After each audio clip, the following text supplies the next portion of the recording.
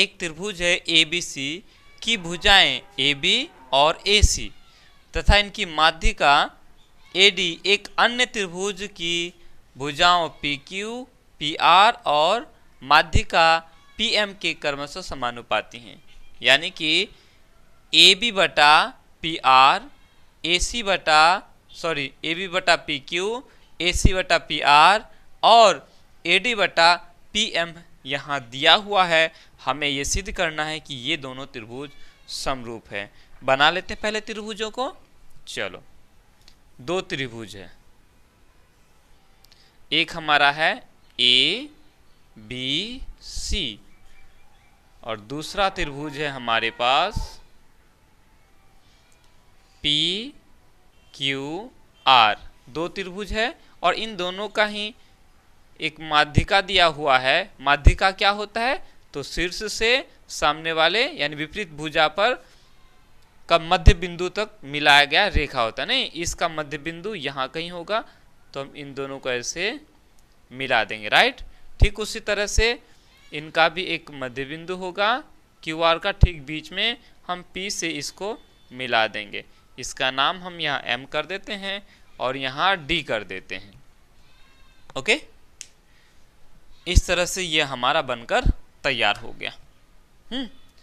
चलो, अब देखो इसमें हमें क्या करना है, क्या क्या दिया हुआ है। तो AB बटा PQ बराबर है AC बटा PR बराबर है PD बटा PM। ये हमें इस प्रश्न में दिया हुआ है और सिद्ध करना है कि ये दोनों ही त्रिभुज क्या है, समरूप है। देखो ये प्रश्न ठीक उसी तरह से जिस तरह से 12 नंबर में था। 12 नंबर में क्या था? 12 नंबर में हमें दिया हुआ था AB बटा PQ बराबर BC बटा QR बराबर है AD बटा PM के बराबर था, ऐसा दिया हुआ था और हमें इन दोनों ही त्रिभुजों को समरूप सिद्ध करना था। हम लोगों ने किया बहुत अच्छे से। ओके, और इसमें लेकिन थोड़ा सा दूसरा दिया हुआ है। यहाँ दिया हुआ, यहाँ BC बटा QR दिया हुआ नहीं है, यहाँ दिया हुआ है AC बटा PR दिया हुआ है। BC और QR हमारा दिया हुआ नहीं है। ठीक, तो उस समय 12 नंबर में हम लोगों ने कैसे सिद्ध किया था? पहले इन दोनों को समरूप सिद्ध कर दिया था। ठीक उसी तरह से हम लोग यहाँ भी हम देखने का प्रयास करेंगे। तो देखो हमें AB बटा PQ और AC बटा PR बराबर दिया हुआ है। अब इन दोनों को समरूप होने के लिए हमारे पास ऑप्शन तो ऐसा भी है कि हम अगर तीनों भुजाओं का अनुपात यदि बराबर कर दें, यानी इसके ही बराबर BC बटा QR कर दें, तो हम कह देंगे कि ये दोनों त्रिभुज समरूप हैं। अन्यथा हम इसको बराबर करने का प्रयास करेंगे, ये थोड़ा ज़्यादा आसान रहेगा। ये कोण A और कोण P को यदि हम बराबर कर दें, ये सिद्ध करने में सफल हो गए कि कोण A और कोण P बराबर है, तो फिर हमारा काम बन जाएगा कि ये दोनों ही त्रिभुज समरूप है। क्यों? दो भुजाओं का अनुपात है ना, और इसके अंतर्गत कोण बराबर होगा, तो ये हम SAS समरूपता कसौटी के आधार पर कहेंगे कि ये दोनों त्रिभुज समरूप है, राइट। अब सवाल है हम इसको कैसे सिद्ध करें। तो चलो हम लोगों ने जो जो किया करते चलते हैं। सबसे पहले लिखेंगे हल। प्रश्न के अनुसार हम लोगों ने आकृति बना लिया, तो लिखेंगे प्रश्नानुसार आकृति में। लगभग वीडियो में मैं बोलते आ रहा हूं कि जब आप ये शब्द लिख लेते हो प्रश्नानुसार, तो काफी चीजें आप इसमें लिखने से बच जाते हो। प्रश्न में जैसा कहा है उसके अनुसार हमने यहाँ आकृति बना लिया कि भाई ये त्रिभुज ABC है, जिसमें AD जो है हमारा ये माध्यिका है, राइट। कोई दिक्कत? मेरे ख्याल से कोई दिक्कत नहीं होना चाहिए। अब चलो इसमें क्या दिया हुआ है प्रश्न में हम लोग का कि भाई AB बटा PQ बराबर है AC बटा PR।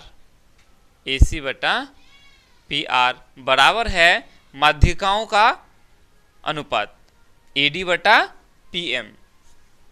AD बटा एम, ये हमारा दिया हुआ है, ये हम लोग का दिया हुआ है, राइट। इसमें कोई एतराज नहीं होना चाहिए। अब साथ में हम देख रहे हैं कि जो डी है इस BC का मध्य बिंदु है, क्योंकि ये AD माध्यिका है।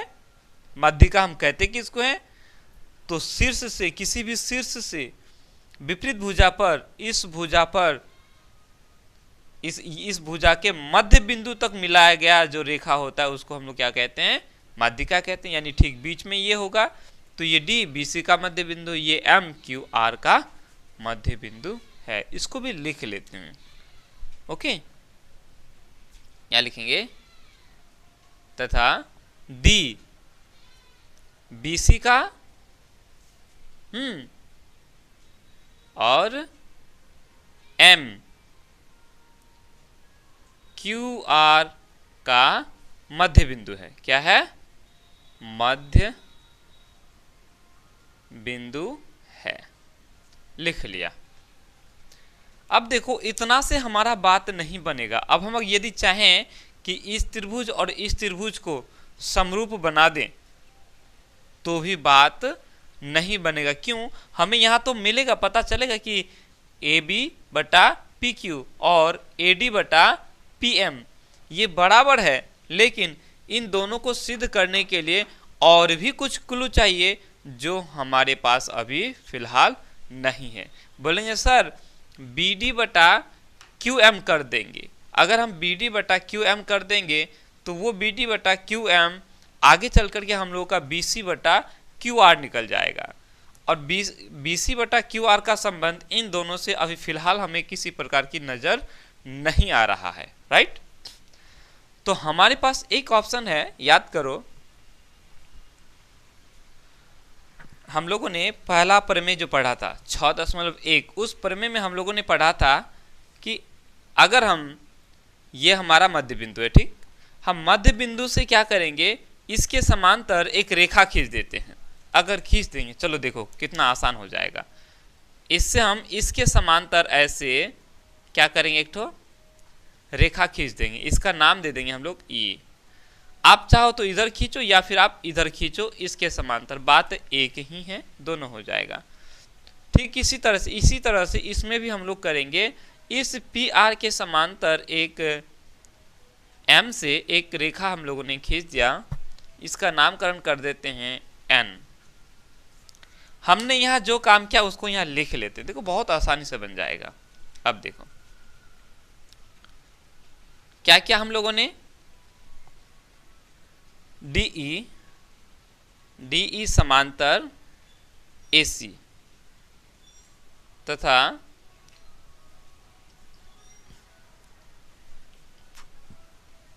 MN समांतर PR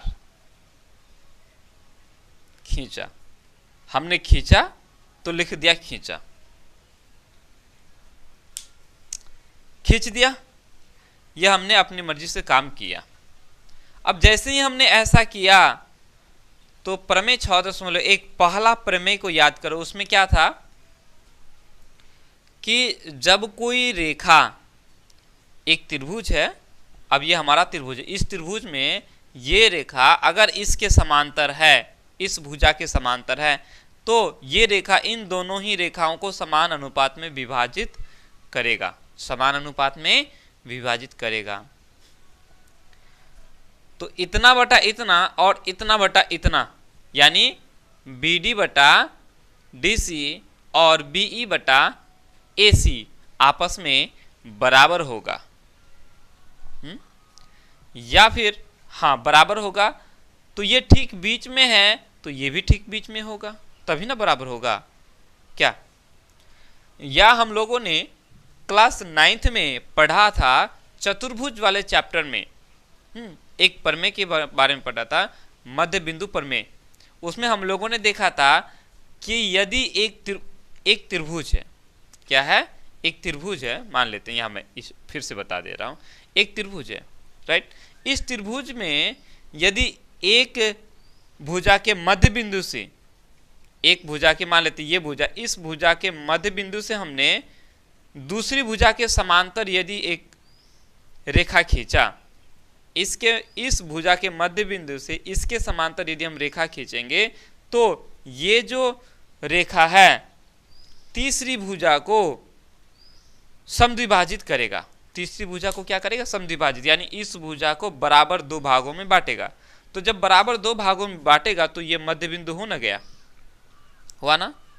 तो उसके हिसाब से हम देखेंगे कि ये तो डी हमारा BC का मध्य बिंदु है, तो हमने क्या किया, D से ये हमने DE AC के समांतर खींचा। तो AC के समांतर खींचा तो ये DE इस AB को समद्विभाजित करेगा, मतलब ये E हमारा मध्य बिंदु है AB का। क्लियर? ठीक वही बात इसमें भी वही लागू होता है। क्या लागू होता है कि जैसे ये हमारा मध्य बिंदु है, ठीक, मध्य बिंदु से हमने, हाँ, मध्य बिंदु से इस त्रिभुज के इस भुजा के मध्य बिंदु से हमने एक रेखा इस भुजा के समांतर खींचा। तो ये रेखा इस तीसरी भुजा को, इस भुजा को बराबर दो भागों में विभाजित करेगा। तो आधा इधर आधा इधर, मतलब ये जो n है हमारा ठीक बीच में होगा, राइट। यही हम लोग का प्रमेय 6.1 भी कहता है। याद आया? चलो, तो यहां लिखेंगे इसीलिए E, ओके, E जो है AB का तथा ये जो N है ये PQ का मध्य बिंदु है। आप चाहो तो इसको ऐसे लिख सकते हो, मध्य बिंदु प्रमेय लिख लो, या ना भी लिखोगे तो चलेगा, अच्छा रहेगा अगर आप लिख दोगे तो। लिख दिया। इसी में मध्य बिंदु प्रमेय में ही हम लोगों ने पढ़ा है, क्या पढ़ा है कि किसी त्रिभुज के दो भुजाओं के मध्य बिंदु को मिलाने वाली रेखा, मध्य बिंदुओं को मिलाने वाली जो रेखा होती है वो, ठीक है, तीसरी भुजा के आधी होती है। तीसरी भुजा का आधा होता है, समांतर होता है और आधा होता है। ये हम लोगों ने पढ़ा है। नहीं समझ में आया? देखो फिर से मैं बता रहा हूं। यह हमारा एक त्रिभुज है। इस त्रिभुज में दो भुजाओं के मध्य बिंदु को मिलाने वाली रेखा, इस भुजा का मध्य बिंदु ये मान लेते, इस भुजा का मध्य बिंदु ये मान लेते हैं। इन दोनों ही मध्य बिंदुओं को मिलाने वाली जो रेखा है, ये जो रेखा है, मध्य बिंदुओं को मिलाने वाली जो रेखा है, ये रेखा तीसरी भुजा के, इस तीसरी भुजा के समांतर होते हैं, साथ में आधा होते हैं। इस भुजा के ये आधा होते हैं। यानी कि हम बोलेंगे, क्या बोलेंगे कि ये जो DE है तथा DE बराबर इस भुजा का, तीसरी भुजा का, AC का, ठीक है, आधा होगा, यानी 1/2 AC होगा, राइट। इसी प्रमेय में हम लोगों ने पढ़ा है क्लास 9th में। ओके, तो इसी तर्ज पर हम कहेंगे कि ऐसा हो गया, तो ठीक उसी तरह से इसमें भी होगा, है ना? नहीं होगा? ये MN बराबर हो जाएगा, ये जो MN है, MN बराबर क्या हो जाएगा? इस PR का आधा हो जाएगा, यानी 1/2 PR। 1/2 PR का मतलब PR का आधा, PR का आधा। क्लियर? आई समझ में? एक बार पुनः समझ लो, किसी भी त्रिभुज में किसी दो भुजाओं को, किसी भी त्रिभुज में दो भुजाओं का मध्य बिंदु को मिलाने वाली रेखा, ये मध्य बिंदु, ये मध्य बिंदु, इन दोनों को मिलाने वाली रेखा ये हो गया हमारा DE। ये जो है तीसरी भुजा के समांतर होता है, यानी AC का समांतर होता है, साथ में इस तीसरी भुजा का आधा भी होता है। तो इसका आधा, AC का आधा, 1/2 का मतलब आधा। क्लियर? चलो, उम्मीद करते हैं समझ में आया होगा, है ना। तो इतना हो गया। ये भी हमारा क्या है, ये भी हम लोग कैसे बोल रहे हैं, तो ये भी हमारा मध्य बिंदु प्रमेय से ही बोल रहे हैं। अगर ये इंडिकेट कर देंगे तो बहुत अच्छा रहेगा। क्लियर? चलो भाई, अब देखो हमारे पास बहुत अच्छे तरह से अब हम इसको बता सकते हैं। यहां ध्यान से अगर देखेंगे तो हम लोगों ने पाया, अच्छा यहां से लेके चलो, अब मिल गया तो कुल्लू जी, देखो कितना अच्छा से, ठीक है। यहां से देखो,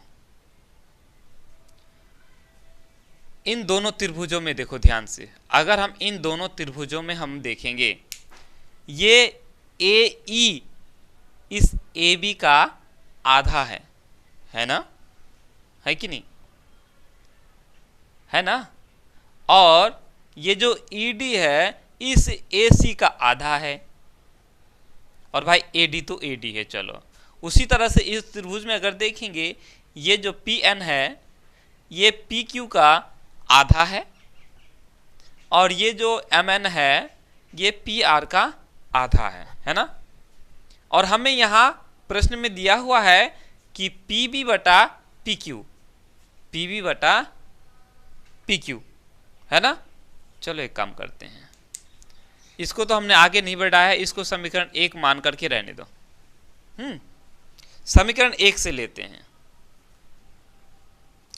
समीकरण 1 से हम लोग लेंगे क्या है, AB बटा PQ बराबर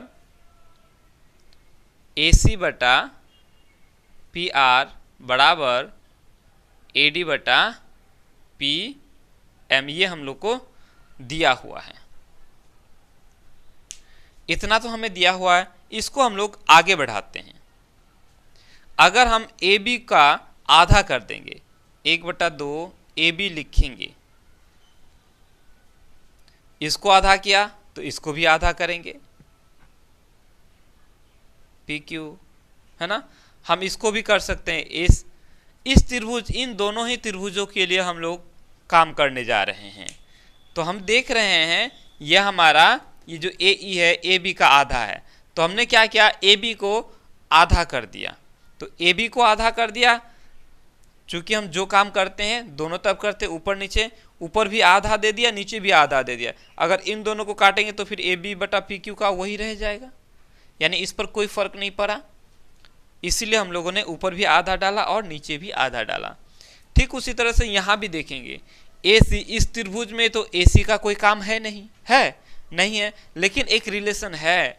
क्या रिलेशन है, इस भुजा और इस भुजा के बीच में, कि ये जो है इसका आधा है, AC का आधा, तो हम क्या करते हैं, AC को आधा कर देते, AC को 1/2 AC लिख दिया। ठीक उसी तरह से PR की जगह हमने यहाँ आधा डाला, तो यहाँ भी आधा देना पड़ेगा, PR बराबर AD बटा PM को कुछ भी मत करो, क्योंकि वो एज इट इज रहेगा फिलहाल। देखो हम ऐसा क्यों करने जा रहे हैं, ऐसा इसलिए करने जा रहे हैं कि अब जैसे अगर हमने ये सिद्ध कर दिया कि ये कोण और ये कोण बराबर है, ये कोण और ये कोण बराबर है, ये कोण और ये कोण बराबर है, तो हम क्या करेंगे, इन दोनों कोण को जोड़ेंगे। इन दोनों कोण को हम क्या करेंगे, जोड़ेंगे। जोड़ने से हमें ये पूरा कोण मिल जाएगा। आगे देखो अभी कितने अच्छे से मिलेगा।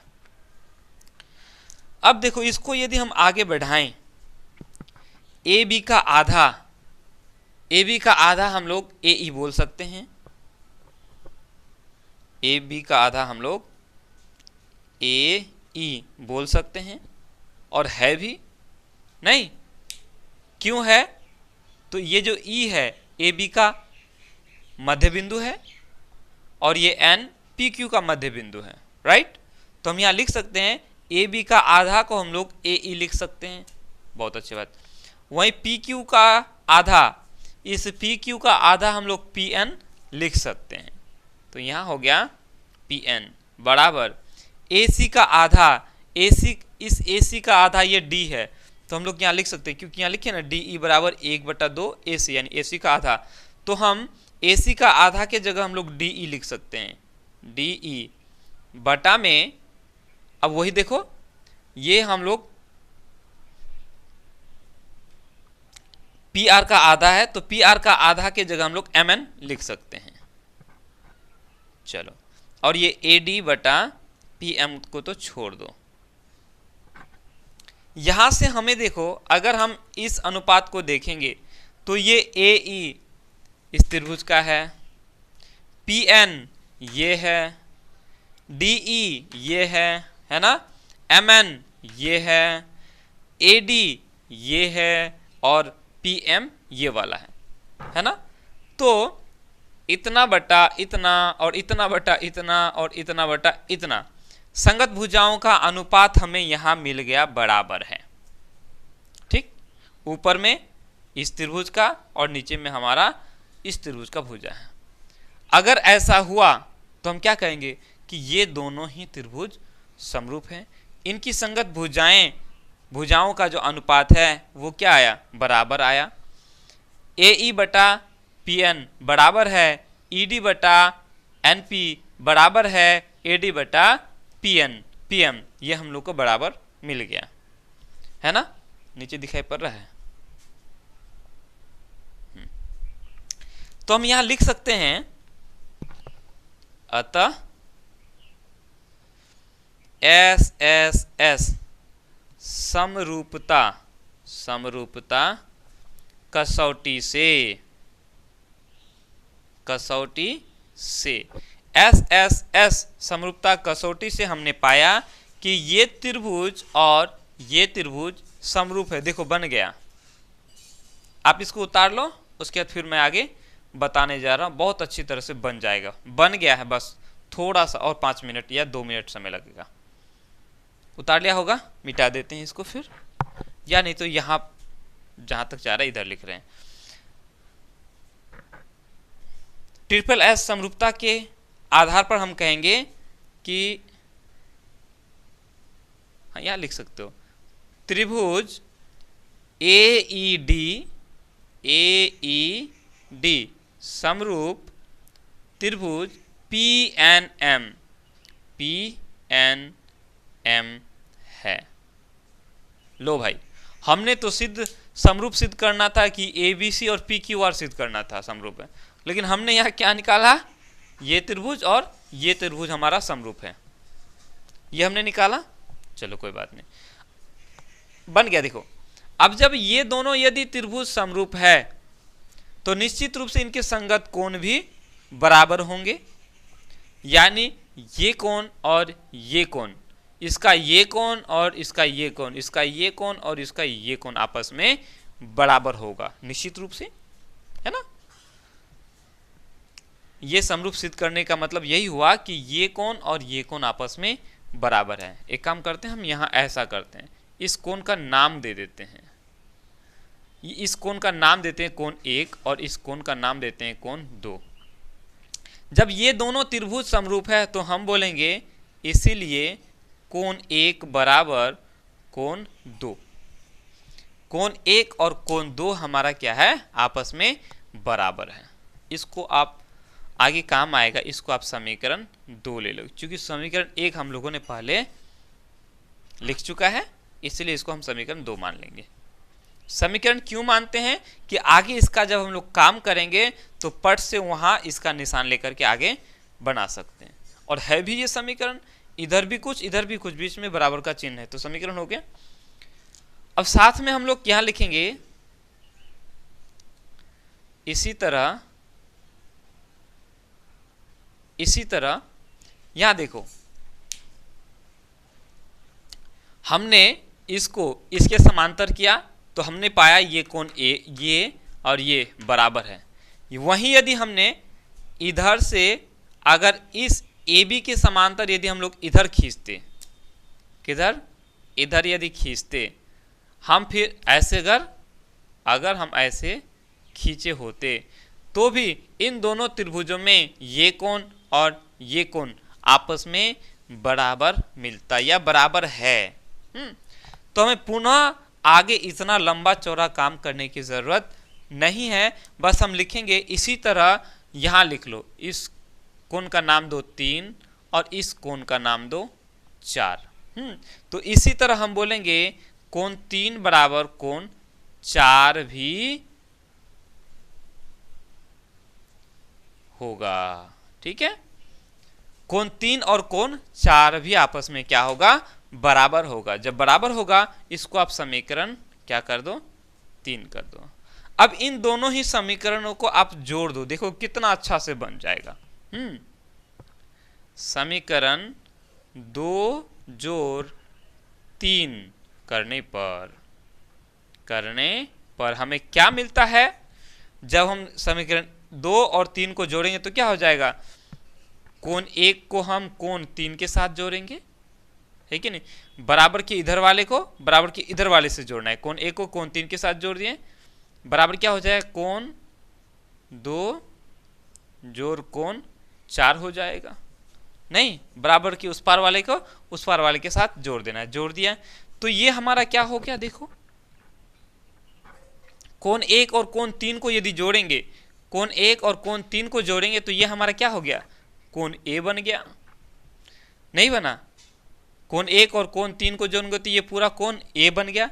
ठीक उसी तरह से कोण 2 और कोण 4 को जोड़ेंगे तो कोण पी बन गया। ये हमारा कोण पी बन गया, मिल गया, हो तो गया सिद्ध।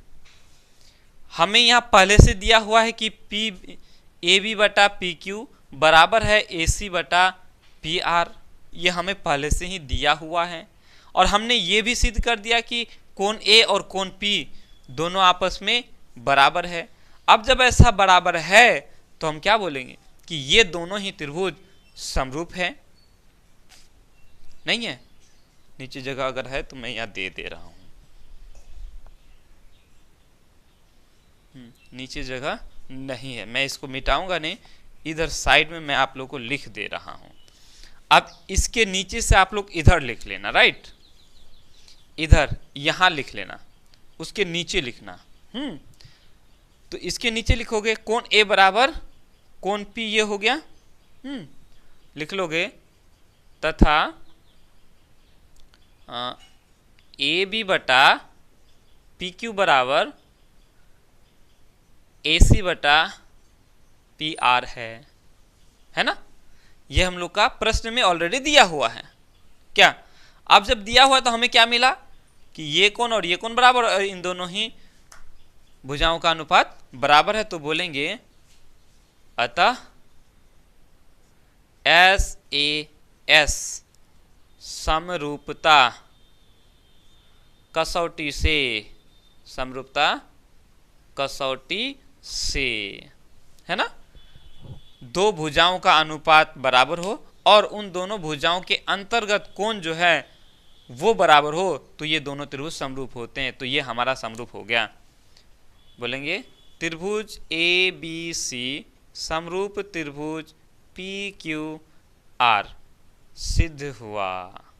यही सिद्ध करना था, हम लोगों ने सिद्ध कर दिया, सिद्ध हुआ। उम्मीद करते हैं समझ में आया होगा, राइट। चलो उतार लो इसको अच्छे से।